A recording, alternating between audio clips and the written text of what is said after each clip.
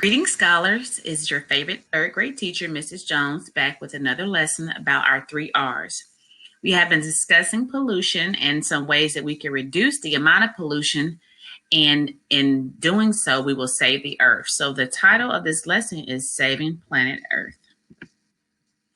The standard for this lesson states that we will obtain, evaluate, and communicate information about the effects of pollution, air, land, and water, and humans on the environment. We're going to explore research and communicate solutions such as conservation of resources and recycling of materials to protect plants and animals. By the conclusion of this lesson, you will be able to explain what reduce, recycle, and reuse means. You'll be able to identify the difference between the 3 R's. You will be able to explain why it is important to reduce, reuse, and recycle. And you will be able to identify ways that we can reduce, reuse, and recycle. Important vocabulary for this lesson include reduce, which means to use less of something, reuse, which means to use something again, recycle, which means to make something new from something old, and conservation, which means to preserve or save to keep from being destroyed. So our focus for today is reuse. Reuse again means to use something again. I have several pictures on here that provide examples of how we can reuse items. When you reuse something, it can be reused in its intended or original purpose, or you can repurpose it, which means you can use it in a different or intended method, okay? So the first example we have is eggs, or eggshells rather. So instead of throwing these eggshells away, the person decided to plant plants in them. So they are reusing the eggshells, but it is for a different purpose than it was intended for. The second picture is a shopping bag, okay? So these bags can be used in order to reduce the amount of plastic and paper that we produce.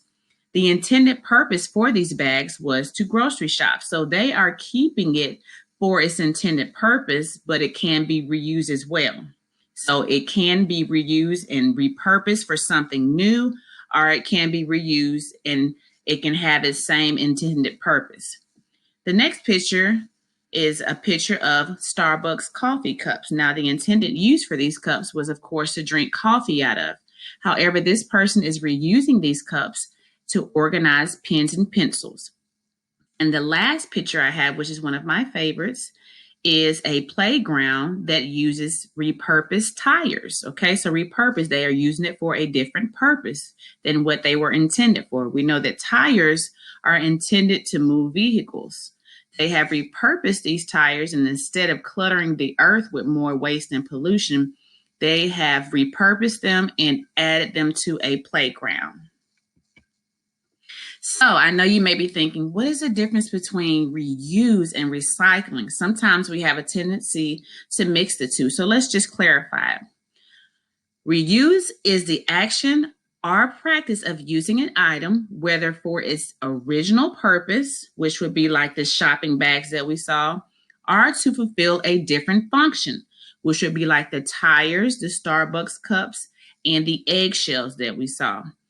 It should be distinguished from recycling, which means the breaking down of an item and to make those raw materials to create a new product. Okay, so when you are recycling, you are taking a product and you're breaking down that product, which means you may melt it or break it down in some other sort, maybe using chemicals, and you make something else using those materials. To reuse means you are taking that material and you are either repurposing it, which means it can stay in its original form like an eggshell, or you can use it the same way it was intended to be used and you just continue to use it over and over again, like the reusable shopping bags.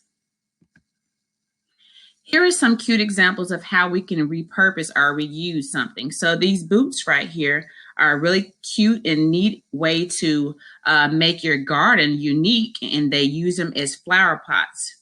Here you see toilet paper rolls. So instead of throwing them out in the trash can, they can be repurposed and used as pots. And the cool thing about cardboard is it is biodegradable. Biodegradable means it can be broken down, it can break down. So you can actually plant these and eventually that cardboard will break down. Over here you have some old maybe coffee cans, and they have repurposed them or reused them to plant flowers or plants rather. So they're little planters. I think that's super cute. Here you have a jug that probably has some crystal light water in it or something like that.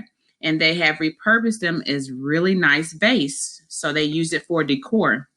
And here they have some mason jars that have been repurposed or reused to organize office materials. Summary for today's lesson. Reusing items can reduce the amount of waste produced.